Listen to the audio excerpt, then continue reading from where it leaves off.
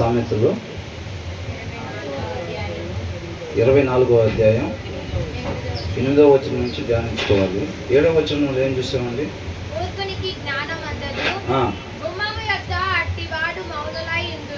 మౌనులై ఉండు. అంతకుముందు ఏంటంటే జ్ఞానులు, పెద్దలు వీళ్ళందరూ కూడా ఆ యొక్క సిటీ ద్వారం దగ్గర, ఆ గుమ్మాల దగ్గర వీళ్ళందరూ కూడా కూర్చొని ఉండేవాళ్ళు. కాబట్టి ఆ జ్ఞానం లేని వారికి ఏం చేస్తారంట, అక్కడ మౌనులుగా వాళ్ళు ఉండాలి. ఆ జ్ఞానం కలిగిన మాటలు ఏమి వాళ్ళు మాట్లాడలేరు కాబట్టి వాళ్ళు ఆ ప్రదేశంలో ఎలా ఉండాలంట, మౌనంగా ఉంటారన్నమాట. ఎందుకంటే వాళ్ళకి మాట్లాడటానికి మాటలేమి ఉండవు అన్నమాట. అక్కడ అందరూ కూడా జ్ఞానం కలిగిన మాటలు మాట్లాడుకునే వారుగా ఉంటారు. కాబట్టి ఈ జ్ఞానం లేని వాళ్ళు మౌనంగా ఉంటారంట. రేపటి దినాన ఈ జ్ఞానం లేని వాళ్ళు నిత్య జీవంలో అసలు ఉండరు. ఇక్కడ ఎట్లయితే మౌనంగా ఉంటారో అక్కడ మాత్రం అసలు ఆ జ్ఞానం లేని వాళ్ళు ఉండరు. కాబట్టి ఈ వచ్చిన సారాంశం ఏం చెప్తుందంటే, మనం ఆ జ్ఞానం కలిగి ఉండాలి అని చెప్తా ఉన్నారు. కాబట్టి మూర్ఖునికంతా జ్ఞానము అందదు. Wisdom is too high for fools అన్నారు. అర్థమవుతుంది. అంటే దానికి ప్రాధాన్యతనివ్వరు, శ్రద్ధ కనపరచరు. ఆ వాక్య సారాంశం మనం బ్రతికించింది. ఆ జ్ఞాన వివేకాలు తెలివి కలిగి మనం జీవించాలి. అవే మనం పోగొట్టుకున్న స్థితిని, నిత్య జీవాన్ని మనకి దయచేస్తాయి అనే ఒక ఆలోచన వాళ్ళకి ఉండదన్నమాట. అల్టిమేట్గా ఏంటంటే వాళ్ళు వాక్యం చదవరు అన్నమాట. వాక్యం చదువుకోవటం వల్ల వాళ్ళ దగ్గర ఆ జ్ఞానం ఉండదు, ఆ వివేకము, ఆ తెలివి ఉండవు. కాబట్టి అల్టిమేట్గా వాళ్ళు నశించిపోయేవారుగా ఉంటారు. దేవుడి కృపను బట్టి మనం ఆ రీతిగా నశించుకోకూడదు అని చెప్పి ఆయన కోరుకుంటా ఏమంటున్నాడు, ఆ జ్ఞానాన్ని మనం ఎల్లప్పుడూ కూడా కలిగి ఉండాలి అని చెప్పి దేవుడు మనకి తెలియపరుస్తూ ఉన్నారన్నమాట. వాళ్ళు చదువుతున్నారా? వాక్యం చదువుతున్నారా? మనం అనుకుంటే వచ్చేది కాదండి అది. బైబిల్ని చూస్తూ ఉంటే వచ్చేది కాదు, కానీ వాక్యాన్ని చదువుతూ ఉండాలి. వాక్యాన్ని చదువుతూ ఉన్నప్పుడు మనకి ఆ దేవుని జ్ఞానము, దేవుని వివేకము, దేవుని తెలివి మనకి వస్తాయి అన్నమాట. అర్థమవుతుందండి? 8వ వచనం,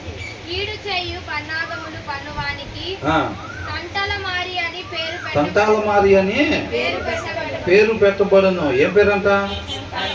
తంటాలమారి. పేరు ఎంత ఉంటాం కదా మనం, స్కీమర్ అని అంటున్నారు. ఇంగ్లీష్లో స్కీమర్ అని ఉంది. ఎవరికి ఆ పేరు పెట్టబడిద్ది? కీడు చేయాలని ఆలోచన చేసేవారికి. హూ ఎవర్ ప్లాట్స్ ఈవిల్, కీడు చేయాలని ఎవరైతే ఆలోచన చేస్తూ ఉంటారో will be known as a schemer. మనం ఒకవేళ కీడు చేయాలని ఆలోచన చేస్తుంటే స్వార్థం ఎప్పుడైతే వచ్చిందో ఆటోమేటిక్గా అవతల వాళ్ళని ఎట్లాగైనా మోసం చేసి మనం లాభం పొందాలి. అర్థమవుతుందండి? మిగతా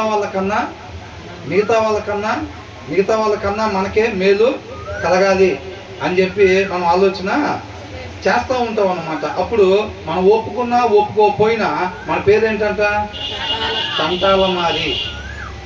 నేనా అంత మాట అంటావా అని అంటే మనం అనేది కాదు. అలా ఎవరైతే కీడి చేద్దామని ఆలోచన చేసుకుంటున్నారో వాళ్ళందరి పేర్లు ఏంటంట, తంటాలమారి. వాళ్ళు ఎవరైనా కానీ అది మనకి ఎంత మంచి పేర్లు మన తల్లిదండ్రులు పెట్టినప్పటికీ కూడా దేవుని దృష్టిలో మనం ఒకవేళ కీడు చేసే వారంగా ఉన్నట్టయితే, అలాంటి ఆలోచన చేస్తున్నట్టయితే కనుక మన పేరు మాత్రం తంటాలమారి. అదే మన పేరు అన్నమాట. అది ఈ వచనం ద్వారా మనం ఏం నేర్చుకుంటున్నాం?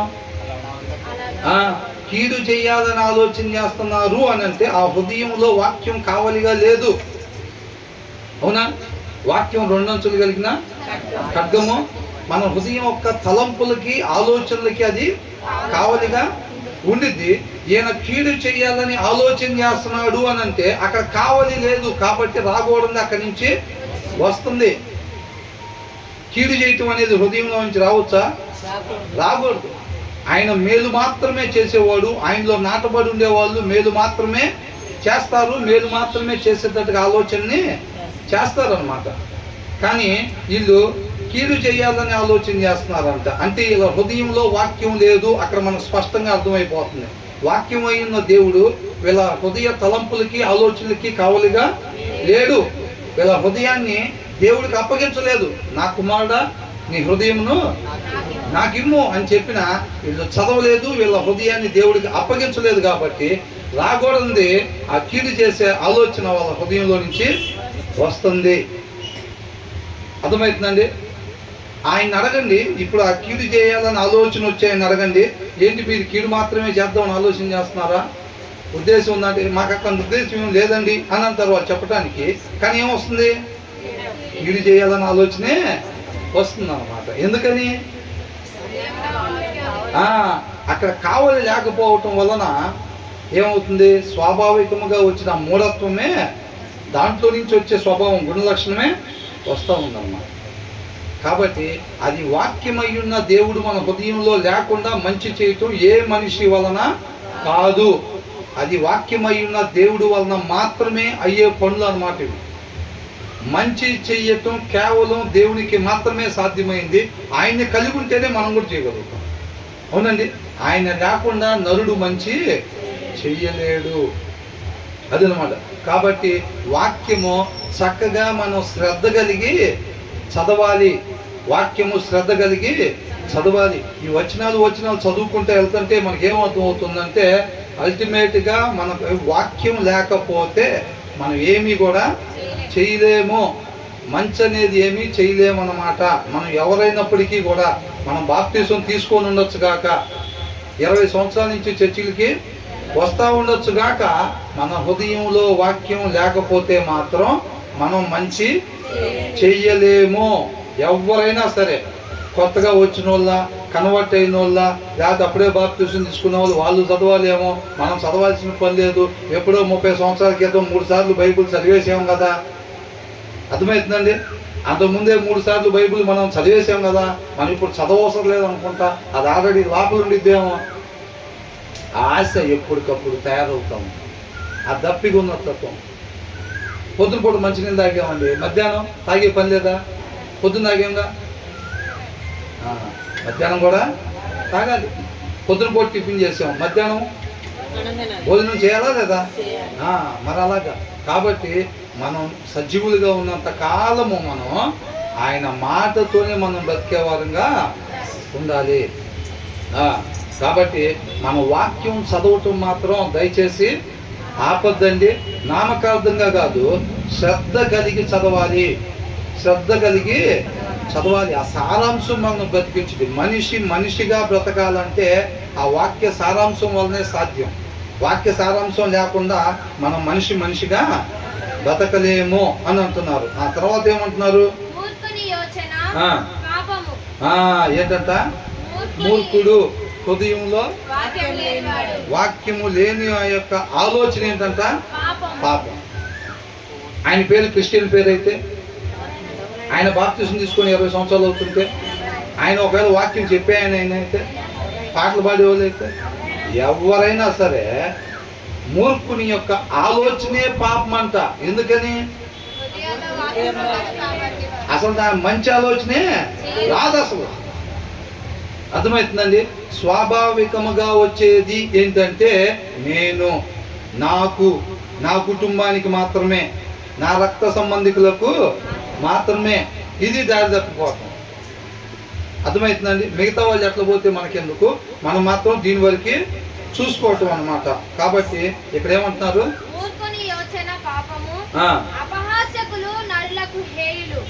చూసారండి? The schemes of folly are sin అని అంటున్నారు. అర్థమవుతుందండి? ద స్కీమ్స్ ఆఫ్ ఫోలీ, వాళ్ళు ఏం ఆలోచన చేసినా అది ఖచ్చితంగా పాపానికే దారితీసిద్ది. హృదయంలో వాక్యం లేని వాళ్ళు ఎవరైనా సరే, వాళ్ళు చేసే ప్రతి ఆలోచన దేనికి సంబంధించిందైనా, పిల్లల పెంపకానికి కావచ్చు, భర్తతో కాపురం చేయటానికి కావచ్చు, భార్యతో కాపురం చేయటానికి కావచ్చు, ఇతరులతో వ్యవహరించడానికి కావచ్చు, అది ఏది చేసినా స్వార్థానికే. అది సెంటర్ స్వార్థం కలిగి ఉండిద్ది అన్నమాట. అంటే మనిషి స్వార్థం కలిగి ఉండొచ్చా? ఉండకూడదు. అర్థమవుతుందండి? కాబట్టి ఇక్కడ ఏం చెప్పబడతా ఉందంటే, మనం ఎలా ఉండాలంటే, కీడు చేసేవారుగా మనం ఉండకూడదు, తంటాల మారులుగా ఉండకూడదు. మూర్ఖుని యోచన పాపము. అంటే మనం మూర్ఖుల్లాగా ఉండాలా? మూర్ఖునిలాగా ఎప్పుడూ ఉండబాకండి అని అంటున్నాడు. ఏంటంట? మూర్ఖునిలాగా, ఫోలీలాగా, విక్కుడిలాగా ఎప్పుడు కూడా ఉండద్దు అని చెప్పి దేవుడు తన ప్రేమను బట్టి మనకి తెలియపరుస్తూ ఉన్నాడు. ఇంకా ఏంటంట, అపహాసకులు నరులకు హేయులు అని అంటున్నాడు. ఎప్పుడైతే సత్యాన్ని తిరస్కరిస్తారో, హేళన చేస్తారో, అరే అలా ఉండాలంటారా, విన్నారా, అసలు అలా ఉంటే ఈ రోజులు ఎట్లా బతికేది ఇక్కడ, వాళ్ళు అలాగే చెప్తారు, వాళ్ళు చెప్పినట్టు ఉంటే జరిగిద్దా ఇక్కడ అని అపహాస్యం చేస్తూ ఉంటారు చూసారా, హేళన చేస్తూ ఉంటారు చూసారా. వాళ్ళంతా సరిగ్గా ఉండేవాళ్ళు, సరైన జనులంతా వాళ్ళని ద్వేషిస్తారు అని అంటున్నాడు. అర్థమవుతుందండి ఏమనుంది? నరులకు హేయులు అండ్ పీపుల్ డిటెస్ట్ ఏ మోకర్ అని ఉంది. ద్వేషిస్తారు అన్నమాట, జనులు వాళ్ళని ద్వేషిస్తారు. ఎవరిని? అపహాసకుల్ని, అవివేకుల్ని, అజ్ఞానుల్ని. అర్థమవుతుందండి. కాబట్టి మనం ఆ జ్ఞానము, వివేకము, తెలివి కలిగి ఉండాలి. ఇవన్నీ ఉండాలి అని అంటే మనం వాక్యాన్ని చక్కగా శ్రద్ధగా చదవాలి. చదివితే ఏమైంది? ఎందుకని చదవాలి అసలు? మనం మనిషి ఉండాల్సిన విధానం అదే, అవునా? వాక్యాన్ని అనుసరించుటే మనిషి ఉండాల్సిన విధానము. ఆయన ఏమి మనల్ని పుట్టించి ఊరికనే అక్కడ పడేసి వదిలిపెట్టేలా, మనం ఎలా ఉండాలో కూడా చక్కగా మనకి తెలియపరిచాడు. మనం పడిపోకుండా చక్కగా చక్కటి మార్గాన్ని మన ముందర ఉంచాడు. ఆయన కేవలం ఆ మార్గం పెట్టేసి వదిలిపెట్టలేదండి, ఆయన ఆ మార్గాన్ని నడిచి చూపించాడు అన్నమాట. ఒక మనిషిగా జన్మించి మనిషి ఆ మార్గంలో మరణాన్ని జయించి నిత్య జీవంలోకి ప్రవేశించవచ్చు అని చెప్పి జన్మించి చూపించాడు. ఒక మాదిరిని కనపరిచాడు అన్నమాట ఆ మార్గంలో నడిచి. అర్థమవుతుందండి. కాబట్టి వాక్యం చక్కగా శ్రద్ధగా చదవాలి. మనం కీడు చేయాలనే ఆలోచన రాకూడదు, మనం మాత్రమే బాగుండాలి. ఏంటి అర్థమైందా? ఒకటేననుకోండి, ఇది చూడాలండి, మీరు డిస్టర్బెన్స్ చేశారంటే పదే పదే డిస్టర్బెన్స్ చేస్తే మళ్ళీ చెప్పిందే చెప్పాలి, 1-4 సార్లు. కాబట్టి మనం చక్కగా వాక్యాన్ని చదివే వారంగా ఉండాలి. కీడు చేయాలనే ఆలోచన మనం చేసుకోకూడదు. ఒకటే ఉంది అని అంటే, ఇద్దరు వ్యక్తులు ఉన్నారంటే సగం చేసుకోవాలని ఆలోచన కాకుండా గబక్మని మనం అది తీసుకుందాం, ఇలాంటి ఆలోచనలు అన్నీ వస్తూ ఉంటాయి. అర్థమైందా? 2 సమానంగా తీసుకోవాలని అంటే 2 డిస్ట్రిబ్యూట్ చేసి ఫస్ట్ మనం తీసుకుంటాం. ఎందుకని? ఇది మంచిది మనకు రావాలని. అబ్రహాం ఏం చేశాడు? అబ్రహాం, లోతు ఇద్దరికి కూడా ఆ స్థలాలు వాళ్ళకి గొడవలైనప్పుడు, వాళ్ళ జనాలకి గొడవలైనప్పుడు ఏం చేశాడు? నీ ముందర ఈ స్థలం మొత్తం ఉంది, నీకేం కావాలో తీసుకో, ఏ ప్లేస్లో నువ్వు ఉంటావో కోరుకో అన్నాడు. ఆయన ఆ ప్లేస్ కోరుకున్న తర్వాత మిగతా ప్లేస్లో అబ్రహాం ఉన్నాడు, అవునా? అదే ఆయనకి ఆశీర్వాదకరం అన్నమాట. ఏదైనా సరే మిగతా వాళ్ళకి అవకాశం ఇచ్చి అది వాళ్ళు తీసుకున్న తర్వాత మిగిలింది ఏదైతే ఉందో అదే మనకి దీవెనకరం అని చెప్పి మనం నమ్మి విశ్వసించాలమ్మా. నువ్వు ఎప్పుడైతే మొదట వారికి అవకాశం ఇస్తున్నావో, అర్థమవుతుందండి, మేలైంది వాళ్ళు సెలెక్ట్ చేసుకోవడానికి నువ్వు అవకాశం ఇస్తున్నావో అప్పుడే నీకు మేలైంది దాంట్లో దాగి ఉండిద్ది, 2వ దాంట్లో. అర్థమవుతుందండి. మనం దాన్ని నమ్మి విశ్వసించాలన్నమాట. సత్యాన్ని ఎప్పుడైతే అనుసరిస్తున్నామో, అవునా, మనకన్నా మన పొరుగు వాళ్ళు యోగ్యులుగా ఎంచుకోవాలన్నమాట. కాబట్టి మనం చక్కగా అవతల వాళ్ళకి అవకాశం ఇచ్చేవారుగా, అవతల వాళ్ళకి మేలేమి ఇచ్చేవారంగా మనం ఉండాలన్నమాట ఎప్పుడు కూడా. కాబట్టి ఆ జ్ఞాన వివేకాలు కలిగి ఉండాలి. మూర్ఖుల్లాగా మనం ఉండకూడదు. హృదయంలో వాక్యం లేకపోతే ఆటోమేటిక్ ఆలోచన పాపానికి సంబంధించిన ఆలోచనలే మనం చేస్తాము. అర్థమవుతుందండి. ఈ 2 వచనాలు ఒక సామెతకు సంబంధించిన అన్నమాట. తర్వాత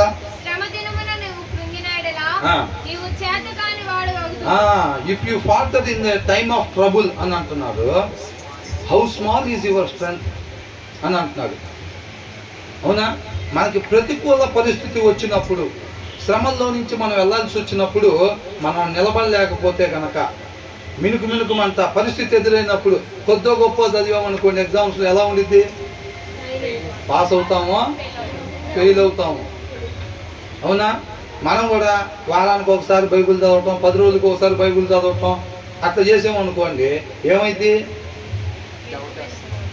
ఉండాలనుకుంటాం. ఇప్పుడు మనం శ్రమలు వచ్చినప్పుడు ఏం చేయాలి? నిలబడాలా, పడిపోవాలా? నిలబడాలి అంటాం, అంతే. ఆ శ్రమ వచ్చినప్పుడు పడిపోతాం. బలం సరిపోలేదు అనుకోండి, ఏం చేస్తాం? అవునా కదా? బలహీనుడు ఉండేవాడు ఇప్పుడు ఇద్దరు కలిసి ఫైటింగ్, అంటే జనరల్గా అర్థం అవడం కోసం చెప్తున్నాను. ఫైటింగ్ అసలు వాక్యం ఎంకరేజ్ చేయదు, అలా ఉండకూడదని చెప్తున్నా కలహాలు. కాకపోతే బలహీనుడు కూడా స్టేజ్ ఎక్కి తప్ప ఏమనుకుంటాడు? కొట్టేసేయాలి, అవతలని పడగొట్టేసేయాలి అనుకుంటాడు, అవునా?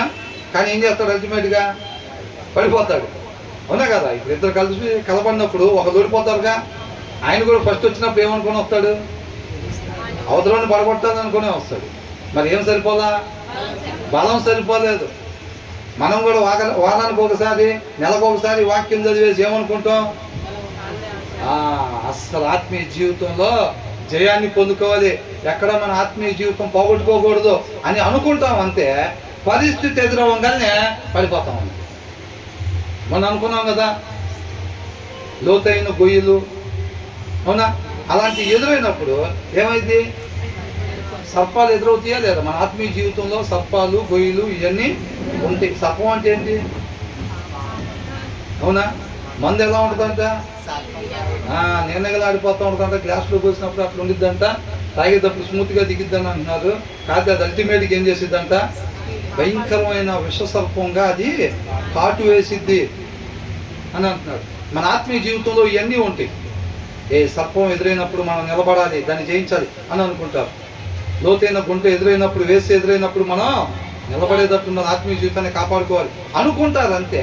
కానీ ఆ పరిస్థితి ఎదురైనప్పుడు ఏమైంది? పడిపోతారు. బలం సరిపోతే పడిపోతారు. ఈ వచ్చిన సారాంశం మనకి ఏం చెప్తుందంటే, ఎనీ టైము బలంగా ఉండాలి. అర్థమవుతుందండి? ఆ కోట మీద దావీదుకి ఎదురైనప్పుడు నిలబడ్డా? పడిపోయాడా? పడిపోయాడు. అదే పరిస్థితి యోసేపుకి ఎదురైతే ఏమైంది? నిలబడ్డాడు. బలం కలిగి ఉన్నాడు, నిలబడ్డాడు. అవునా? బలహీనుడిగా ఉన్నాడు కాబట్టి దావీదు అప్పుడు పడిపోయాడు. కాబట్టి వచ్చిన సారాంశం మనకి ఏం చెప్తుందంటే, ఎనీ టైం బలంగా ఉండాలి. అపవాది గుమ్మం దగ్గర ఎప్పుడెప్పుడు ఉంటాడు? ఎనీ టైం ఉంటాడు. ఎనీ టైం గుమ్మాల దగ్గర ఉంటాడు. ఎప్పుడు హృదయంలో వాక్యం లేకుండా దొరుకుతాడా? అప్పుడు దావీదుకి కోటలోనే రక్షణ లేకుండా పోయింది. ఎంత పెద్ద కోటలో ఉన్నా, దావీదు కోట పైన ఉన్నప్పుడు సెక్యూరిటీకి ఏమైనా ప్రాబ్లం అయి ఉంటుందా? బ్రహ్మాండమైన సెక్యూరిటీ ఉంటుంది. అవునా కదా? దావీదు కోట అంటే సెక్యూరిటీ లేకుండా ఉంటుందా? అసలు ఆయన దగ్గరికి వెళ్తానికి సాధ్యపడిద్దా? అంత సెక్యూరిటీ ఉన్నా సరే అటాక్ చేశాడా లేదా? అది ఫెలోషిప్లో ఉన్నా సరే, ఇంటెన్షన్ లేకపోతే, తెరవబడిన హృదయం లేకపోతే ఫెలోషిప్లో పడిపోయే వాళ్ళు కూడా అనేక మంది ఉంటారు. తెలుసండి? అవునా కదా? పోయినసారి అనుకున్నాం కదా, ఏమని? ఒక ఆవిడ చక్కగా చర్చికి వచ్చి ప్రార్థన చేసుకుంటా, పాటలు పాడుకుంటా, పాస్టర్ గారితో మంచి సహవాసం కలుగుంటే, వేరే ఊరి నుంచి ఒక ఆయన పెళ్ళి ఆయన ఇక్కడ విజయవాడలో ఉద్యోగం వస్తే విజయవాడ వచ్చాడు. ఆయన ఆల్రెడీ ఆయన ఎక్కడో వేరే రాజమండ్రిలోనూ లేకపోతే తాడేపల్లిగూడెం ఎక్కడో ఉంది. అయితే ఆయన ఇక్కడికి వచ్చేసి, ఇక్కడ క్రిస్టియన్ కాబట్టి చర్చికి వెళ్ళాలి కాబట్టి చర్చికి వస్తున్నాడు. ఉదయానికి తాళం వేసుకొని చర్చికి వస్తున్నాడు. అలాగేమైందంటే, ఇక్కడ ఎవరో ఒక ఆమె కనపడింది. ఉదయం వాక్యం లేని వాళ్ళకి అందరికీ ఒలివ మొక్కలాగానే ఉంటాయి కాబట్టి ఆటోమేటిక్గా అట్లా ఉండటము, నిదానంగా ఎట్లాగైనా సరే వివాహం చేసుకోవాలనుకోవటం, పాస్టర్ గారి దగ్గర మంచిగా నటించటం, పాస్టర్ గారి దగ్గర అడగటం, ఇలాగా సంబంధాలు చూస్తున్నారనే ఆ అమ్మాయి కనంగానే ఆటోమేటిక్గా నాకు కూడా చూస్తున్నారని నేను చెప్పాడు. ఆల్రెడీ వివాహం అయిపోయింది, పిల్లలు కూడా ఉన్నారు. అనగానే తెలియదు కదా ఇక్కడ చర్చికి వస్తున్నాడు. అది చూసుకున్న తర్వాత పాస్టర్ గారి పాపం దగ్గర ఉండి ఇద్దరు వివాహం చేస్తాడు. వివాహం చేసేసరికి ఏమైంది? తర్వాత కొద్ది రోజులకి ఆ విషయం బయటపడిన తర్వాత ఏం చేశాడు? నిదానంగా ఈ అమ్మాయిని వదిలిపెట్టేసి వెళ్ళిపోయి ఊళ్ళోనే ఉంటాం మొదలుపెట్టాడు. ఇంక రాకు ఆ భార్య పిల్లల దగ్గరే, మొదటి భార్య పిల్లల దగ్గరే ఉంటున్నాడు వెళ్ళి. మరి ఏం పరిస్థితి ఏంటి? ఎక్కడ ఇదంతా జరిగింది? ఫెలోషిప్లోనే, లేకపోతే బయట ఆమెకి తెలీదు. పర్లేదు, అక్కడే పెట్టండి అక్కడ. అయితే ఏంటంట, ఎక్కడ ఇదంతా జరిగింది? ఫెలోషిప్లోనే జరిగింది ఇది మొత్తం. అర్థమవుతుందండి? కాబట్టి మనం ఎక్కడ ఉన్నాం అన్నది కాదు. దావీదుకి రక్షణ ఎక్కడి నుంచి వచ్చిద్దంట? యెహోవా యొద్ద నుంచి మాత్రమే వచ్చిద్ది. దాన్ని జ్ఞాపకం పెట్టుకోవాలి. మన డబ్బు మనం రక్షించిద్ది. ఇక్కడ ఉన్నానండి. మన డబ్బు మనల్ని రక్షించిద్ది, మన బలం మనల్ని రక్షించిద్ది, మన పలుకుబడి మనల్ని రక్షించిద్ది, మన కుటుంబ సభ్యులు మనల్ని రక్షిస్తారు అని అంటే, ఎవరి రక్షణ వాళ్ళు అంత వరకు కాపాడుకోవాలి. అర్థమవుతుందండి? కాబట్టి జాగ్రత్తగా శ్రద్ధ కలిగి దప్పికొన్న వారిలాగా ఆయన ఆశ్రయించే వారంగా మనం ఉండాలి. అప్పుడు ఆయన తృప్తిపరుస్తాడు. మన ఆత్మీయ జీవితం ఎక్కడా కూడా బలహీనపడకూడదు, రక్షణ ఎక్కడా కూడా పోగొట్టుకోకూడదు అని ఆ భయము వణుకు ఉండటం వల్ల ఆయన అంతగా ఆశ్రయించే వాళ్ళంగా ఉంటాము. ఆయన అంతగా దాన్ని కాపుదలగా ఉంటాడు. అంతవరకు కూడా చక్కగా రక్షణ ఉంటుంది అన్నమాట. ఆయన చేతులకు అప్పగించకుండా మనం కాపలా కాసుకుందాం రక్షణ కనుక్కుంటే అది క్షణం కూడా నిలబడదు. మనకేముంది అనుకుంటాం నిలబడాలని, కానీ పరిస్థితి ఎదురైనప్పుడు పడిపోతాం. ఎందుకని? బలము సరిపోదు. కాబట్టి ఇక్కడ మనం ఎలాగుండాలి? నీతిమంతులుగా ఉండాలా? ఎలాగుండాలి అంటే నీతిమంతులుగా ఉండాలని చెబితే మనం అయిపోవండి, దానికి సంబంధించిన బలం ఉండాలి. అందుకని అంటున్నాడు, ప్రతికూల పరిస్థితి వచ్చినప్పుడు నువ్వు నిలబడలేకపోతే, త్రుట్టిల్లిపోతే, తడబడితే కనుక ఈ యొక్క బలము ఎంత చిన్నది అని అంటున్నాడు. అవునా? అప్పుడు దావీదుని అడిగినా కానీ ఏమంటున్నాడు? దేవుని నమ్ముతున్నావా లేదా అంటే నమ్ముతున్నా అని అంటాడు. కాకపోతే అంతరంగం ఎలా ఉంది? బలహీనంగా ఉంది అని అంటున్నాడు. ఆ తర్వాత ఏమంటున్నారు?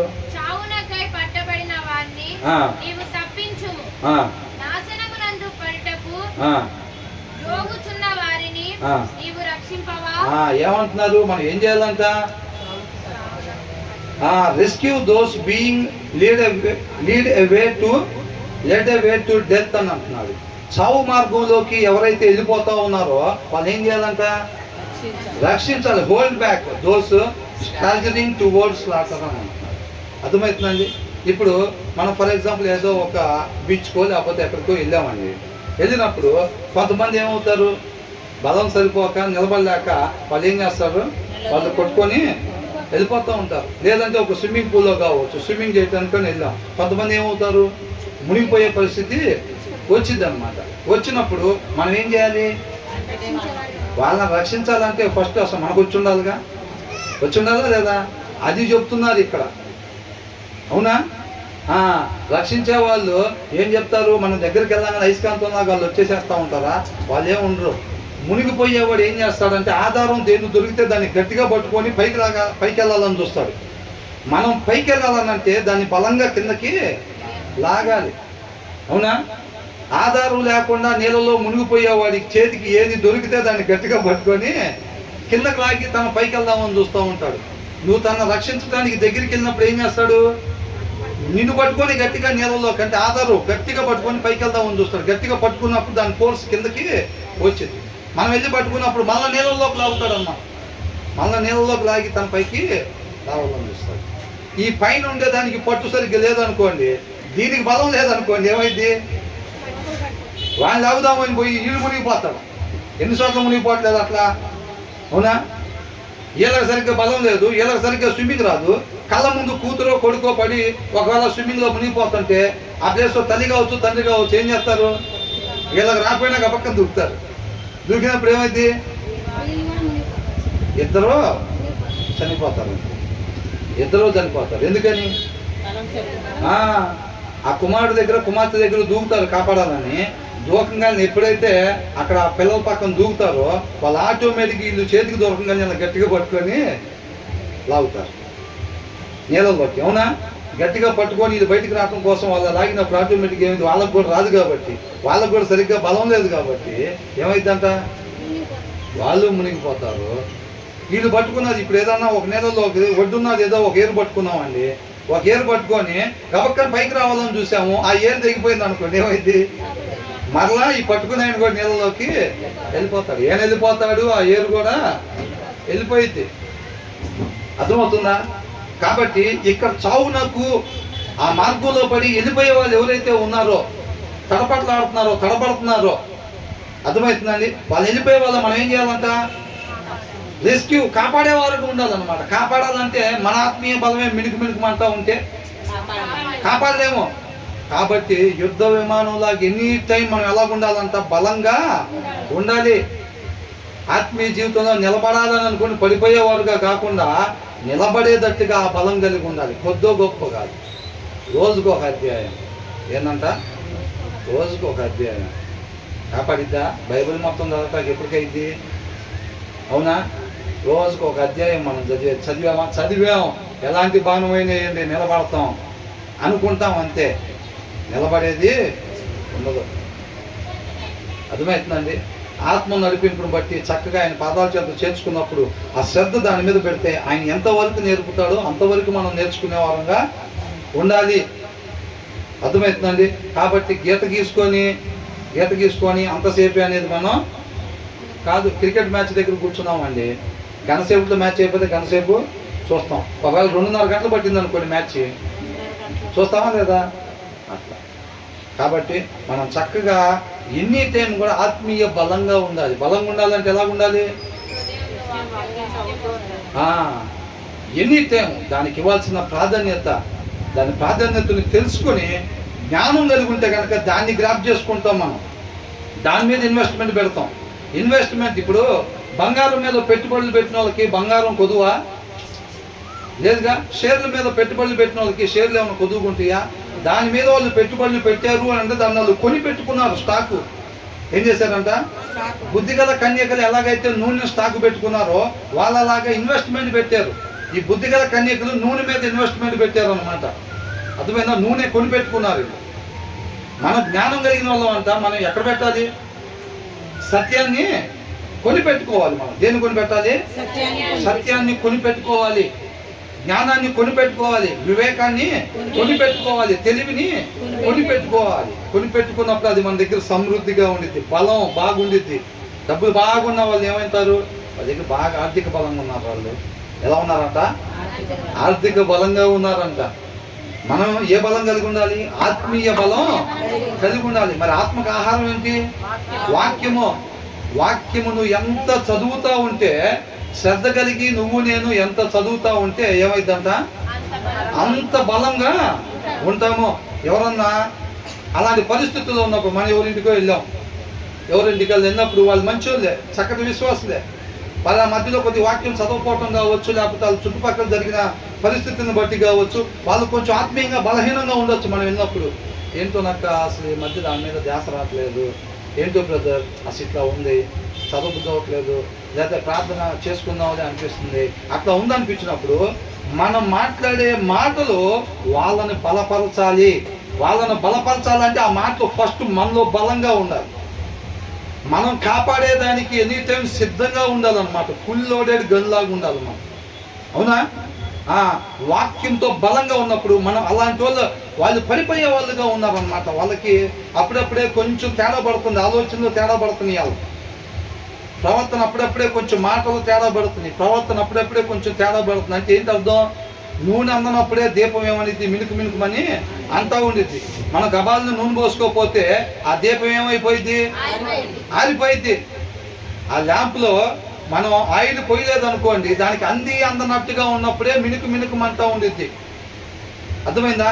దాంట్లో ఇమ్మీడియట్గా మనం ఆయిల్ పోసుకోకపోతే కనుక అది ఆరిపోయేదిగా ఉండిద్ది. అవతల వాళ్ళకి ఎప్పుడైతే మినుకుమంటా ఉండిద్దో ఆత్మీయత, మన దగ్గర ఎప్పుడైతే సమృద్ధిగా ఆత్మీయంగా బలంగా ఉంటామో మనం వాళ్ళ దగ్గరికి వెళ్ళినప్పుడు ఏం చేస్తామంట? వాళ్ళని బలపరిచే వాళ్ళగా ఉండాలి. అర్థమవుతుందండి? స్విమ్మింగ్ పూల్ దగ్గరికి చెప్పారని చెప్పి లిటరల్గా పోయి స్విమ్మింగ్ పూల్ దగ్గర, బీచ్ల దగ్గర ఉండబాకండి. అర్థమవుతుందండి? వాక్య సారాంశం మనం పొందుకోవాల్సింది. ఎవరెవరు స్విమ్మింగ్ పూల్లో మునిగిపోతున్నారో వాళ్ళని కాపాడమని బ్రదర్ చెప్పారంటే నేను అట్లాగేం చెప్పట్లేదండి, ఎగ్జాంపుల్ అది చెప్పాను అంతే. మనం ఆత్మీయంగా బలంగా ఉండాలి, ఆత్మీయంగా దిగజారిపోకుండా ఉండాలి. మిగతా జనాలు కూడా ఎవరన్నా కొంచెం ఆత్మీయంగా కొంచెం బలహీనంగా అయిన మాటలు మాట్లాడుతుంటే అలా ఉంటుంటే మనం వాళ్ళని బలపరిచేటట్టుగా అంత బలం కలిగి ఉండాలి ఎనీ టైం మనం. అర్థమవుతుందా? అంతే తప్ప రోజుకు ఒక అధ్యాయం, వారానికి ఒక అధ్యాయం అట్లా చదివామనుకోండి, మనం అనుకుంటాం అదే మనం నిలబడాలనుకోని పరిస్థితి ఎదురవగానే పడిపోయేవారుగా ఉంటారు. అర్థమవుతుందండి? అనుకుంటాం మనం ఏమని, పడిపోకూడదు అని, కానీ అది ఎదురైనప్పుడు ఏమవుతాం? పడిపోతాం. అసలు చదవనవాడితో పోల్చుకొని ఒక అధ్యాయం చదివేవాడు ఏమనుకుంటాడు? అదే వాడైతే పడిపోతాడు రా, నేనైతే నిలబడతాను రా అనుకుంటాడు. కానీ ఈడ ఆడపోయి ఏమవుతాడు? పడిపోతాడు. ఫైటింగ్కి వెళ్ళేవాడు కూడా సన్నగుండే వాళ్ళని చూసి నాకు మజిల్స్ ఉన్నాయి అనుకుంటాడు, కానీ రింగులోకి ఎక్కిన తర్వాత ఏమైతే వ్యవహారం? పడిపోతాడు. కాబట్టి అసలు చదవని వాళ్ళని మాదిరి పెట్టుకొని వాళ్ళతో పోలిస్తే నేను పర్వాలా, వారానికి ఒక అధ్యాయం చదువుతాను. వాడు విలువ పడతాడు, నేను ఎంత పడతా. అవునా? పేపర్లో ఏమీ రాయలేదండి, ఒక సమాధానం రాశాడు 5 మార్కులది, ఆయన పాస్ అవుతాడా? మరి వాడితో పోల్చుకుంటే ఏమైంది? ఫెయిల్ అవుతాడు, అంతేనా కదా? కాబట్టి వాళ్ళు అసలు మా ఇంటి పక్కన అసలు చదవకూడదు. చర్చిలో నా పక్కన కూర్చుని ఏమో నెలకు ఒకసారి చదివిద్ది అంట, నేను వారానికి ఒకసారి చదువుతున్నాను. అవునా? ఖచ్చితంగా నేనైతే ఎత్తపడతా. నువ్వు దేంతో పోలుస్తున్నావు? ఇది చూడాలండి. ఎవరితో పోలుస్తున్నావు? ఎవరు మనకి పరిమాణం? వాక్యము. నువ్వు వాళ్ళని చూసి పాస్టర్ గారే నెలకు ఒకసారి చదువుతాడంట, ఏంటంట దాన్ని ముక్కలకు చెప్తాడంట ప్రతి వారం. పాస్టర్ గారే నెలకు ఒకసారి చదువుతాడంట, పాస్టమ్మ గారే నెలకు ఒకసారి చేసిద్దంట ప్రార్థన. అవునా? అట్లా కానీ వాళ్ళని చూసి మనం ఏం చేద్దాం? పాస్టర్ గారు ఎట్లున్నారు, పాస్టమ్మ గారు ఎట్లున్నారు, మా పక్కన కూర్చున్న విశ్వాసులు ఎట్లున్నారు, ఇది కాదండి. వాక్యం ఏం చెబుతుంది? వాక్యమై ఉన్న దేవుడు ఎలా ఉండమని చెబుతున్నాడు? ఆయన ఫుల్లీ లోడెడ్ గన్ లాగా ఉండమంటున్నాడు. అర్థమైందండి? సమృద్ధిగా నూనె కలిగి ఉండమంటున్నాడు, సమృద్ధిగా ఆత్మీయ ఆహారం కలిగి ఉండమంటున్నాడు. అర్థమవుతుందా? అది చెప్తుంది దేవుడు. బలంగా పరిస్థితి ఎదురైనప్పుడు నీ ముందర విశ్వాసం ఎదుగుతున్న క్యాండిల్ ఎదురుగా ఎనీ టైం ఆర్పటానికి వలలో రెడీగా ఉంటే ఎనీ టైం ఉంటాయి అన్నమాట. ఎనీ టైం ఉంటాయి. కాబట్టి ఎనీ టైం అవి ఉంటుంది అంటే మనం ఎనీ టైం ఎలా ఉండాలి? బలంగా ఉండాలి. మినుకు అనుకుంటా ఒక పాట, ఒక 5 నిమిషాల ప్రార్థన, ఒక అధ్యాయం బైబుల్, వారానికి ఒకసారి చర్చికి అట్లా పెట్టుకున్నాం అనుకోండి, ఏమైంది? పరిస్థితి ఎదురైపోతే బోర్లగా పడిపోతాం. ఇందాక అదేగా ముందు వచనంలో ఉంది. ప్రతికూల పరిస్థితి ఎదురైనప్పుడు నువ్వు సరైన బలం లేకపోతే కనుక పడిపోయేవాడిగా ఉంటావు. నువ్వు అలా కాదు ఉండాల్సింది. ఈ వచనంలో ఏమనుంది? తప్పించేవారుగా ఉండాలి. మనం స్విమ్మింగ్ పూల్ నుంచి ఒక లాగాలనంటే మనకు బాగా స్విమ్మింగ్ వచ్చి ఉండాలి. వాడి కిందకి లాగుతున్నా సరే మనం వాడిని పట్టుకొని ఒడ్డుకి తీసుకొచ్చేగలిగేటట్టు అలాగా స్విమ్మింగ్ వచ్చేటట్టు ఉండాలి. దయచేసి నేను అంటున్నాను, ఎగ్జాంపుల్ తీసుకోబాకండి, జీవితంలో దాని సారాంశం తీసుకోండి. అర్థమవుతుందండి? కాబట్టి మనం వాళ్ళు లోపలికి లాగటానికి ప్రయత్నం చేసినా సరే మనం వాళ్ళని పట్టుకొని పైకి తీసుకొచ్చే అంతగా స్విమ్మింగ్ వచ్చేటట్టుగా, అంటే ఆత్మీయతలో మనం అంత బలం కలిగి ఉండాలి. వేరే వాళ్ళు బలహీనంగా ఉంటే వారు చెప్పిన మాట వాళ్ళు ఏం చెప్తారు? ఊరుకక్క ఈ మధ్య అట్లాగే చెప్తారు, దగ్గర ఎవరు ఉంటున్నారు అట్లాగా అట్లా అంటారు. వాళ్ళు బలహీనంగా ఉన్నవాళ్ళు వాళ్ళ మాటలో మనం పడిపోతున్నాం అనుకోండి, అంటే దాని అర్థమైంది ఆ నెలలో మునిగిపోయేవాడు వాడు మనం పట్టుకోగానే వాడికన్నా ముందు మనం పోతున్నాం అనుకోండి, లోపల వాడికన్నా బలహీనంగా ఉన్నవాడు. అవునా? ఎవడు చదువుతున్నాడు మరి నీ రోజులు అట్లా చెప్తాడు లేక వాళ్ళు చెప్పారని చదువుతున్నావా ఏంది? నీకన్నా ముందు నుంచే వస్తున్నా చర్చికి అంతే. వాళ్ళు బలహీనంగా ఉన్నారు కాబట్టి ఆ మాటలు చెప్పి నిజమైన అనుకుంటారు ఎవడు చదువుతున్నాడు ఈ రోజుల్లో అని అనుకుంటే మనం కూడా ఎలాగున్నాం? బలహీనంగా ఉన్నాం. అర్థమైందా? అలా మాట్లాడేవాడిని బలపరిచేటట్టుగా వాళ్ళ ఆత్మీయత పోగొట్టుకొని చావుకు లోనయ్యేవారుగా తడబడుతున్నాడు అన్నమాట. చొట్టిల్లుతున్నాడు, పాపంలో పడిపోవటానికి దగ్గరలో ఉన్నాడు. అవునా? అలాంటి వాళ్ళు నువ్వు బలపరిచే వాళ్ళు కూడా ఉన్నావు. నిరాశలో ఉన్నారన్నమాట. వాళ్ళను మనం బలంతో నింపేవారుగా, ఆత్మీయ బలంతో నింపేవారుగా ఎనీ టైం మనం అంత బలంగా ఉండాలంట. కొద్దో గొప్ప ఉంటే కాదు. అర్థమవుతుందండి? చదివాంగా, మనం చదివాంగా, పోయిన వారం చదివాంగా, సండే స్కూల్లో చదువుకోవాలమ్మా. ఇప్పుడు కొత్త చదివేది ఏముంది? అట్లా కాదు. అర్థమవుతుందండి? ఎనీ టైం బలంగా ఒకరిని కాపాడే అంత ఆత్మీయ బలం ఎనీ టైం ఉండాలన్నమాట. అప్పుడే పరిస్థితి ఎదురైనప్పుడు మనం నిలబడి ఉంటాము. తర్వాత వచ్చిన ఏమంటున్నారు? నాశనానికంట జోగుచున్న వారిని, అంటే జారిపోతున్నారు అన్నమాట. నిదానంగా అరే వాళ్ళ లోతుల్లోకి వెళ్ళిపోతున్నాడు రా అన్నంత చూసారా, అంటే చచ్చిపోబోతున్నాడు అని, వాడు మినుకుమంట ఆరిపోబోతున్నాడు అని. వాక్యం హృదయంలో లేనప్పుడు ఏమవుతుందంటే తన సొంత ఇష్టానికి తిరిగిపోతూ ఉంటారు. చిన్నగా మనకు తెలియదు. అర్థమవుతుందండి? వాడు ఆ క్షణం ఇక మునిగిపోయేదాకా లోతులోకి వచ్చామన్న సంగతి కూడా పిల్లలు తెలియకుండా ఆడుకుంటూ ఉంటారు ఒక్కోసారి. అవునా కదా? అట్లాగా వీళ్ళకు కూడా ఆత్మీయతలో నుంచి పడిపోతున్నామని తెలియని పరిస్థితుల్లో సొంత ఇష్టానికి తిరిగిపోతారు. వాళ్ళకు కూడా తెలియదు. సౌలుకి తెలియదు, దావీదుకి తెలియదు ఆ టైంలో తిరిగిపోయిన సంగతి. సొంత ఇష్టానికి తిరిగిపోయిన సంగతి వాళ్ళకి తెలియదా. ఒకళ్ళు వచ్చి చెప్తే కానీ తెలియదా, సమూయేలు వచ్చి చెప్తే కానీ సౌలుకి తెలియదు, అది నాతాను వచ్చి చెప్తే తప్ప దావీదుకి తెలియదు. ఆల్రెడీ దారి మారిపోయి చాలా సేపు అవుతుందండి. అవునా? మనకి తెలియదు. ఆ దారి మారిపోయి ఉండంగానే ముగింపు పడితే, నాతాన్ రాకముందే దావీదు క్లోజింగ్ పడి ఉంటే ఏమయ్యేది దావీదు పరిస్థితి? అవునా? అది చెప్పలేం. అంతరంగాన్ని ఎదిగినోడు ఆయనకి తెలుసు ఎప్పుడు క్లోజింగ్ పెట్టాలి, ఎప్పుడు క్లోజింగ్ పెట్టకూడదు. దావీదుకి ఇచ్చినట్టే మనకు కూడా అట్లాగే ఇస్తాడేమో. మనం ఆత్మీయంగా బలంగా ఉన్నప్పుడే క్లోజింగ్ పడింది అనుకుంటే పొరపాటే. సౌలుకి ఎప్పుడు పడింది? సౌలుకి ఎప్పుడు పడింది క్లోజింగ్? పడిపోయి ఉండగానే క్లోజింగ్ పడింది. అవునా కదా? అది దాన్ని జాగ్రత్త. అందరినీ దావీదులాగా మళ్ళీ తేరుకొని మనం ఒకవేళ తెలుసుకోకుండా మన సొంత ఇష్టాలు 2 సంవత్సరాలు 3 సంవత్సరాలు 6 సంవత్సరాలు నెరవేర్చుకుంటా పోతుంటే, మనం ఎప్పుడైతే ఆత్మీయతలో తిరుగుతామో అప్పుడు క్లోజింగ్ పెడతాడేమో దేవుడు అనుకుంటే పొరపాటే. అర్థమవుతుందండి? నువ్వు 49 సంవత్సరాలు 11 నెలలు ఉండొచ్చు కాక, ఒక్క నెల రోజులే జస్ట్ అప్పుడే నువ్వు ఆత్మీయతను వదిలిపెట్టి ఉండొచ్చు కాక, క్లోజింగ్ అప్పుడు పడితే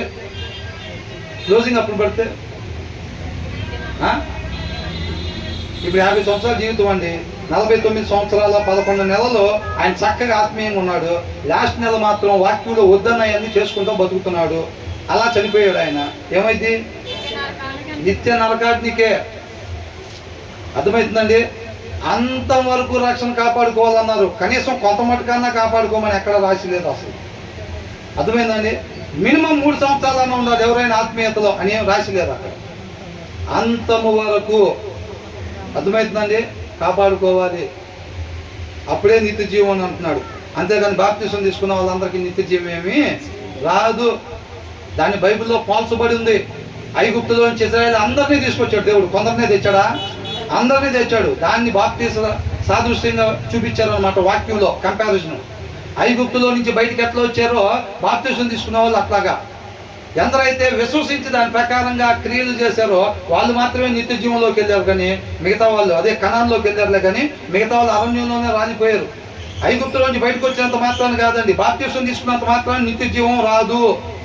అంతం వరకు రక్షణ కాపాడుకుంటేనే వచ్చింది. అర్థమవుతుందండి?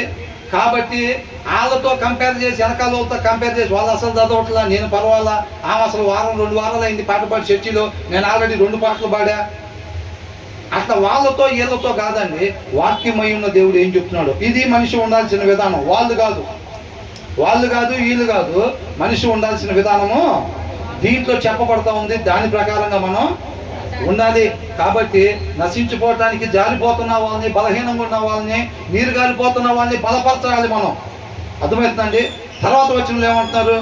ఈ సంగతి మాకు తెలియదని నీవనుకొనిన ఎడల హృదయములను శోధించువాడు ఈ మాటను గ్రహించును కదా. ఏంటంట? ఎవరన్నా అసలు అక్క ఇట్లా ఉంది పరిస్థితి, అన్న ఇట్లా ఉందన్న పరిస్థితి, అవునా అంటే మనకు తెలియదండి దాని గురించి అని చెప్పి, అదేంటి అట్లా అన్నావు, 4 మాటలు చెప్పాల్సింది కదా, బలపరచాల్సింది కదా. పాపం వాళ్ళిద్దరు విడిపోదాం అనుకుంటున్నారంట, లేకపోతే ఆ చర్చి మానేద్దాం అనుకుంటున్నారంట, లేకపోతే బైబిల్ చదవకూడదు, వాళ్ళ ఇంట్లో ఏదో జరిగిందని చెప్పి దేవుడు నాకు తోడు లేదని అపార్థం చేసుకొని వాళ్ళు బైబిల్ చదవకూడదని తీర్మానం తీసుకుందాం అనుకుంటున్నారంట అని అట్లా మాటలు 4 మాటలు మాట్లాడాల్సింది కదా, బలపరచాల్సింది కదా. మనకెందుకు వచ్చింది గొడవ? మన ఇంట్లో జరిగింది కాదు కదా. నీకో నాకో పిల్లలకో జరిగితే నేను కూర్చోబెట్టి వాళ్ళని నీట్గా మాట్లాడిన అది కాదురా, దేవుడు అందు కాదు కార్యం చేసింది, మనం ఏదో తెలుసుకోవాలని చేశాడు, అది ఇదని మాట్లాడచ్చు. మన ఇంట్లో జరిగింది కదా, మనకెందుకు ఆ గోల అంతా? వాళ్ళు ఒకప్పుడు చెప్తే విన్నారా? రోజు చదువుకోవద్దు ఏంటంట? రోజు చదువుకోవద్దా? మనం చెప్పేది వాళ్ళకి మనకు ఆల్రెడీ తెలిసి వాళ్ళకి రక్షించడానికి అవకాశం ఉంది. నువ్వు రక్షించకపోతే ఏమంటానంట? కాదు, ఫస్ట్ నుంచి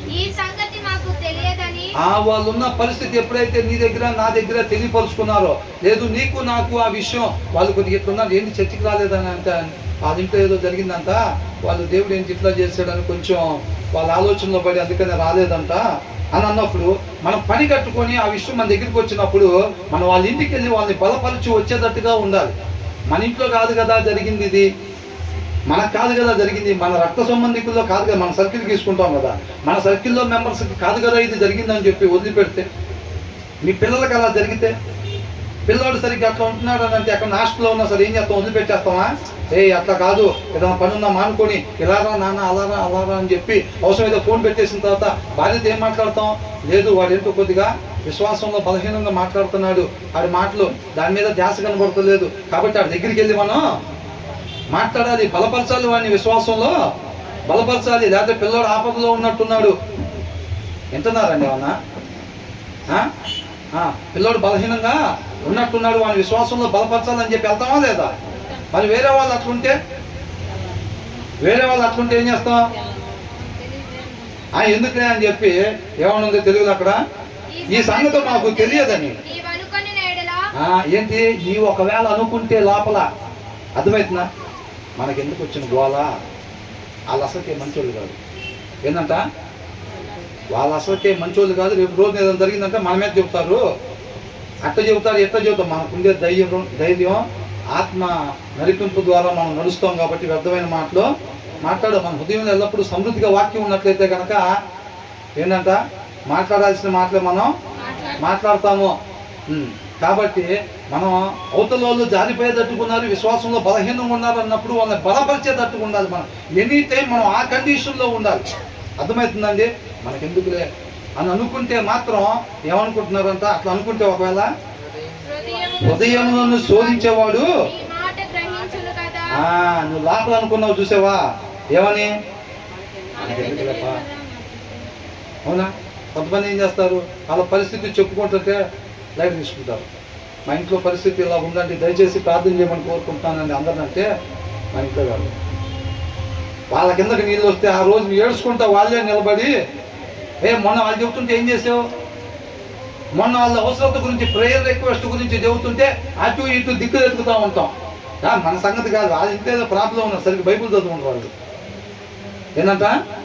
యోగుని కూడా అంతే అన్నారుగా, సరిగ్గా బైబుల్ చదువుకుంటారు వాళ్ళ ఇంట్లో, అందుకని ఆ ప్రాబ్లమ్స్ వచ్చినాయి. మనకెందుకులే అని చెప్పి అటు ఇటు ప్రేయర్ రిక్వెస్ట్ అడుగుతుంటే ఏదో మనకు అట్లా డబ్బులు అడిగినట్టు లేకపోతే ఇంకోటి అడిగినట్టు వాళ్ళు అటు ఇటు చూస్తూ ఉంటారు. ఎప్పుడైతే ఆ పరిస్థితి వాళ్ళ ఇంట్లోకి వచ్చిందో ఏడుచుకుంటా ప్రార్థన రిక్వెస్ట్, దయచేసి మీరు అందరూ ప్రార్థన చేయండి అని ఏడుచుకుంటా చెప్తారు. వేరే వాళ్ళు చెబుతుంటే మన చెవులోకి బావు. అందుకని మనకెందుకులే ఇదంతా, మాకు తెలియదండి దీని గురించి అని చెప్పి మనం నీ హృదయంలో అనుకుంటే హృదయాన్ని శోధించగలిగినాడు దేవుడు కాబట్టి ఖచ్చితంగా నీ విషయం తెలుసుకుంటాడు కదా అంటున్నారు. తర్వాత ఏం చేస్తాడు? ఎవరినంట? నిన్ను కనిపెట్టువాడు అని అంటున్నాడు. అర్థమవుతుందండి? Does not he who guards your life know it? జనాలకు తెలియదు, నువ్వు బయటికి చెప్పలా, మనకెందుకులే అని. నీ దగ్గర ఆల్రెడీ కొన్ని మాటలు ఉన్నాయి, ఆత్మీయంగా వాళ్ళని బలపరచడానికి అవకాశం ఉంది, అవునా? కానీ బలపరచకుండా నువ్వు లోపల అనుకున్నావు. ఎనీ టైము మనల్ని కనిపెట్టువాడు అనంటే ఎనీ టైము ప్రతి మనిషిని దేవుడు కనిపెడతా ఉంటాడు. కనిపెడతాడా లేదా? బయటి మాటలు చెప్పేయి పైన వేషము నటించేది నటన ఆయన పరిగణలోకి తీసుకోడు. హృదయాన్ని చూస్తా ఉంటాడు. హృదయం లోపల ఉన్న దాన్ని ఎంత ఆయనకి కనపడకుండా దేన్ని కూడా దాచిపెట్టలేం. అర్థమైందండి? ఆయనకి కనపడని ప్రదేశం లేదు. నువ్వు ఆ ఫీలింగ్ని ఎక్కడో దాచిపెట్టి అంతరంగంలో ఎక్కడో నువ్వు అనుకున్నా సరే ఆయనకి స్పష్టంగా కనపడతా ఉండిద్ది, స్పష్టంగా వినపడతా ఉండిద్ది అనమాట. అలా నువ్వు ఒకవేళ అనుకుంటే కనుక దేవుడు అది తెలిసింది కదా, చూస్తూ ఉంటాడు కదా అంటున్నాడు. తర్వాత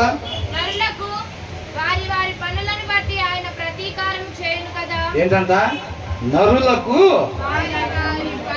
వారి వారి పనులను బట్టి. అంటే నువ్వు ఎప్పుడైతే కాపాడపడాల్సిన ప్లేస్లో ఈ లోకానికి నువ్వు వెలుగుగా ఉప్పుగా ఉండాల్సిన నువ్వు నేను సారం లేకుండా వాక్యం చదవకుండా ఎప్పుడైతే ఉంటున్నామో లోపల మనం ఒకవేళ కాపాడే పరిస్థితుల్లో ఉన్నా సరే మనం ఎప్పుడైతే లోపల మనకు ఎందుకులే అని అనుకుంటామో ఆ అనుకున్న దాన్ని బట్టి నీకు ఆయన ప్రతీకారం చేస్తాడు కదా అని అంటున్నాడు. అర్థమవుతుందండి? మనకెందుకు లేదు వాళ్ళతో అని చెప్పి నువ్వు ఇంటికి పోయి బైబిల్ చదివినా నీకు సారాంశం అర్థం కాదు. నువ్వు ఇంటికి పోయి ప్రార్థన చేసుకున్నా దానికి జవాబు రాదు. వాళ్ళ ఇంట్లో పరిస్థితి అట్లా మనకెందుకులే అని చెప్పి నువ్వు ఇంటికి వచ్చి నువ్వు చదివినా నీకు సారాంశం అర్థం కాదు, నువ్వు ప్రార్థన చేసినా జవాబు రాదు. నీ పిల్లల్ని మంచి దారిలో నువ్వు పెంచుకున్నావు, వాళ్ళు అట్లా పోతున్నారు, మనకెందుకు? వాళ్ళ గురించి భారం లేకుండా మన పిల్లలు అట్లా నశించిపోకూడదు. నువ్వు ఎప్పుడైతే ఇంటికి వచ్చి నువ్వు పిల్లల్ని సరైన మార్గంలో పెడదామని నువ్వు నడిపించినా వాళ్ళు సరైన మార్గంలో రాదు. అర్థమవుతుందండి? అవునా కదా? తోటి వారికి మనతో ఇబ్బంది అయినప్పుడు వాళ్ళని వదిలిపెట్టి మనం వచ్చి అర్పణ ఇచ్చినా దేవుడు అర్పణ స్వీకరించడు, నువ్వు ఎంత మంచిది పెట్టినా కానీ. అవతల వాళ్ళు నశించిపోతుంటే మనకెందుకులే అని నువ్వు హృదయంలో అనుకున్నావంటే మాత్రం ఖచ్చితంగా దేవుడు దాన్ని చూసి నువ్వు అనుకున్న దానికి సంబంధించిన రావాల్సిన తీర్పు నీకు ఇస్తాడు అంట. ఈ 3 వచనాలు ఒక సామెత అన్నమాట. అర్థమవుతుందండి? ఏవి? 10, 11, 12. ప్రతికూల పరిస్థితుల్లో మనం పడిపోయేవారుగా కాకుండా నిలబడేవారుగా మనము ఉండాలి. రోజుకో అధ్యాయం కాడి చదువుకుంటూ అట్ట ఉంటే నిలబడాలని అనుకుంటాంలే కానీ పడిపోతాము. అర్థమైందండి? అంటే బీచ్కి పోయేవాళ్ళు, అదే ఇవాళ బీచ్కి వెళ్ళి కొట్టుకుపోదాం పదంరా అనుకుని వెళ్తారా? ఏమనుకుని వెళ్తారు? కొద్దిసేపు బీచ్లో ఎంజాయ్ చేసి వద్దామనే వెళ్తారు వాళ్ళు. కానీ ఏమవుతారు? కొట్టుకుపోతారు వాళ్ళు. అవునా? వీళ్ళు దూకి వాళ్ళని పట్టుకొని వచ్చేవాళ్ళు ఏమనుకుంటారు? వాళ్ళని కాపాడదామని దూకుతారు. వీళ్ళు ఏ ఉద్దేశంలో దూకుతాం? అది వాళ్ళతో పాటు మనం కూడా కొట్టుకుపోదామని చెప్పి దూకుతారా స్విమ్మింగ్ పూల్లో? కాపాడదామని దూకుతారు. వాడు పట్టుకోగానే బలం సరిపోక వెళ్ళిపోతారు. అసలు చదవనోడితో పోల్చుకొని వారానికి ఒక అధ్యాయం చదువుతున్నా, నేను బాగా బలం కలిగిన వాడిని, 2 నిమిషాలు ప్రార్థన చేస్తున్నా, నా ప్రార్థనకి అసలు ఇంకేం లేదు, కొండల గది లోపలికి వెళ్ళిపోతే ఆవగింద కన్నా ఎక్కువే చేస్తున్నా ప్రార్థన నేను మనం అనుకుంటే ఎవరు మోసం చేసినట్టు? మనమే మోసం చేసుకున్నట్టు. అట్లా మినుకు అనుకుంటా ఉండేటట్టుగా అలాంటి ఆత్మీయత కాకుండా ఫుల్లీ లోడెడ్ గన్ లాగా మనం ఉండాలి. బలంగా ఉండాలి ఆత్మీయతలో. ఎంత బలం అంటే అవతల వాళ్ళు విశ్వాసంలో బలహీనంగా ఉన్నా సరే నిన్ను నువ్వు కాపాడుకుంటా. అర్థమవుతుందండి? వాళ్ళు బలహీనమైన మాటలు నీకు చెప్తా ఉంటారు. అత్తగా అంటారా ఎవరు చదువుతున్నాడు ఈ రోజుల్లో, నువ్వు కూడా చదవబాగు, నువ్వు చదువుతున్నావు. వాడు బలహీనంగా ఉండి మనల్ని కూడా బలహీన పరుద్దామని చెప్తా ఉంటాడు. అయినా సరే నిన్ను నువ్వు కాపాడుకుంటా వాళ్ళని కూడా బలపరిచేటట్టు ఉండాలి. స్విమ్మింగ్ పూల్లో వాడు నిన్ను లాగుతూ ఉంటాడు, నిన్ను ముంచుదామని చూస్తూ ఉంటాడు. నిన్ను ముంచుదామని చూస్తున్నా నిన్ను నువ్వు కాపాడుకుంటా వాడిని కూడా అంత బలంగా ఉండాలంటున్నాడు ఆత్మీయతలో. వెనకుండా వాడితో పోల్చుకొని నువ్వు నేను పర్వాలేదు నిత్య జీవానికి ఎత్తబడతా వాళ్ళతో వీళ్ళతో పోల్చుకుంటే కాదండి, దీంట్లో ఉన్నమన్నట్టుగా ఉంటేనే ఎత్తపడేది. అర్థమవుతుందండి? కాబట్టి అంత బలంగా మనం ఉండాలి. అట్ ద సేమ్ టైము నువ్వు అంత బలంగా ఉంటే సరిపోదు. ఏ ఆత్మ నశించిపోవటానికి ఇష్టం లేదు. ఆయనలో నువ్వు నిజంగా నాటబడి ఉంటే ఏ ఆత్మ కూడా నశించిపోవటం నువ్వు కూడా ఇష్టపడవు. కాబట్టి ఎవరన్నా జారిపోతున్నట్టు విశ్వాసంలోంచి కనపడితే ఏం చేయాలంట? నువ్వు బలంగా ఉండాలి. కాబట్టి బలంగా ఉన్నావు కాబట్టి ఆటోమేటిక్గా నువ్వు కాపాడేటట్టుగా నువ్వు అక్కడ ఒడ్డునుండగా ఒకడు జారిపోతున్నాడు. కాబట్టి ఏం చేయాలి? ఖచ్చితంగా నువ్వు ఆయన్ని రక్షించాల్సిందే. దేవా ఈ వారం సరిగ్గా చదవలేదు, వచ్చే వారం ఖచ్చితంగా ఇప్పుడు నుంచి చదువుతావు, వచ్చే వారం కూడా జారిపోతుంటే కాపాడుతానంటే నువ్వు ఈ వారం జారిపోయి కళ్ళ ముందు జారిపోయేవాడిని కాపాడినందుకు ఖచ్చితంగా దానికి నీకు శిక్ష పడిద్ది అంతే. సారీ ప్రభు, గిరి ప్రభు అని అంటే కుదరదు. ఎందుకంటే క్లియర్గా ముందే చెప్పారా లేదా? ముందే చెప్పారుగా. ఏమని చెప్పారు? ఎనీ టైం నువ్వు బుద్ధిగల కన్యకలు ఎలాగైతే నూనెతో సమృద్ధిగా ఉన్నారో నువ్వు ఆత్మీయతలో అలాగా సమృద్ధిగా ఎనీ టైం ఉండాలని చెప్పి ముందే చెప్పాడు కదా. చెప్పానా లేదా? మరి చెప్పిన తర్వాత నీకు ఆ ఎదురు పరిస్థితి ఉన్నప్పుడు నువ్వు వాళ్ళని కాపాడాల్సింది, నువ్వు వెలుగుగా ఉప్పుగా ఉండాల్సింది. ఈ వారం సరిగ్గా సారం కలిగిలేదు, నువ్వు ప్రభు క్షమిస్తాడా? క్షమించడా? చెప్పేటప్పుడు ప్రేమ కలిగి వాత్సల్యత కలిగి చెప్తాడులే కానీ దాన్ని చూపించాల్సిన పరిస్థితి వచ్చినప్పుడు మనం చూపించకపోతే మాత్రం జడ్జిమెంట్ చాలా సీరియస్గా ఉంది. ఆయన మొఖాలు చూసి మనం చెప్పేది దీని తీర్పు తీర్చడం అంట రాసుందిగా. యెషయా గ్రంథం 11వ అధ్యాయంలో రాసుందిగా. ఆయన మొఖాలను బట్టి మనం చెప్పేది దీని తీర్పు తీర్చడం అంట. నీతిని న్యాయాన్ని బట్టి ఒక మనిషి ఎనీ టైము ఫుల్గా ఆత్మీయ బలం కలిగి ఉండాలి. ఈయన లేడు కాబట్టి, ఉండాల్సిన రీతిగా లేడు కాబట్టి ఈయన ఎవరైనా కానీ ఈయనకి పలానా శిక్ష పడాలి అంతే. నీతిని న్యాయాన్ని బట్టి ఆయన తీరుస్తాడు తప్ప కారణాలు ప్రభు ఆ టైంలో పిల్లలు ఫీజు కడతాకి వెళ్ళా, ప్రభు ఆ టైంలో ఇంట్లో కొంచెం గదిబిల్లు ఉంది, ప్రభు ఆ టైంలో అయ్యేమీ లేని టైంలో నువ్వు శుభ్రంగా వాక్యం చదువుకుంటా బతుకని చెప్పాడా? అవన్నీ నువ్వు చుట్టూ వంటున్నా సరే ఆ మబ్బులు తొలగిపోవాలని అంటే నువ్వు ఇలా ఉండాలి అని అంటున్నారు అనమాట. తర్వాత 8వ వచనంలో ఏం చూసి నేర్చుకున్నావు? 8, 9 ఏం నేర్చుకున్నావు? తంటాల మారిలాగా ఉండకూడదు. కీడు చేయాలని ఆలోచన కలిగి ఉండేవాళ్ళు ప్రతి ఒక్కరి పేరు తంటాల మారి, స్కీమర్. వాళ్ళ ఆలోచన ప్రతి ఒక్కటి పాపము. ఏమనుంది కింద వచనంలో? మూర్ఖుని యోచన. వాడు ఏ ఆలోచన చేసినా అది పాపమే. హృదయంలో వాక్యం ఎనీ టైం కలిగి ఉండాలి. ఒక మనిషి హృదయము వాక్యం కలిగే ఉండాలి. అది మనిషి హృదయం ఉండాల్సిన తీరు. వాక్యం లేకుండా హృదయం ఉంటే ఆ హృదయంలోంచి ఏ ఆలోచన వచ్చినా పాపమే. ఆ టైంలో నువ్వు బైబిల్ స్టడీకి పిల్లల్ని పంపిద్దాం అనుకుంటున్నావా, పిల్లోడికి ఇది చెబుదాం అనుకుంటున్నావు, అది చెబుదాం అనుకుంటున్నావు, అది ఖచ్చితంగా నష్టానికే దారితీసింది. నా హృదయాల్లో దేవుని వాక్యం లేకుండా మనం చేసే ప్రతి ఆలోచన పాపము. అర్థమవుతుందండి? అది కాబట్టి మనకి కూడా తెలియకుండా తప్పుడు నిర్ణయాలు తీసుకుంటాము. సౌలు ఏమనుకున్నాడు? దేవుడికి బలి అర్పించడానికి దాచిపెట్టాను అంటున్నాడు. ఆయన దృష్టిలో అది కరెక్ట్గా ఉంది. కానీ ఏమంటున్నాడు? పాపం చేసావు నువ్వు అంటున్నాడు. అర్థమవుతుందండి? కొంతమంది ఏం చేస్తారు? పనికి మాలి పనులు చేసి కవరింగ్, భార్య ఉన్నాక ఇంకొక ఆమెను తగులుకొని నేనేమన్నా వదిలిపెట్టానా, ఆమెను పోషిస్తున్నాగా. వదిలిపెడితే కదా దేవుడు శిక్షించేది. సార్ వదిలిపెట్టలేదంట. ఏం చేస్తున్నాడు? ఆమె కూడా బియ్యం కూరగాయలు చూసుకుంటున్నాడు కమ్మగా. ఆమె కూడా కరెంటు బిల్లు కడుతున్నాడు, ఇక్కడ కూడా కరెంటు బిల్లు కడుతున్నాడు, అక్కడ కూడా కేబుల్ బిల్లు కడుతున్నాడు, ఇక్కడ కూడా కేబుల్ బిల్లు కడుతున్నాడు. వదిలిపెడతాడా దేవుడు? పాపం చూస్తున్నాడులే, ఏదో ఒక రోజున అట్లా అయిపోయిందిలే కానీ, ఆత్మీయంగా బలహీనంగా ఉండడం జరిగిందిలే కానీ వదిలిపెట్టకుండా చూసుకుంటున్నాడుగా. కొన్ని చేసుకుంటే చూసుకోవటం కాదు, చేసుకున్నాడు అనుకోండి ఏమైంది?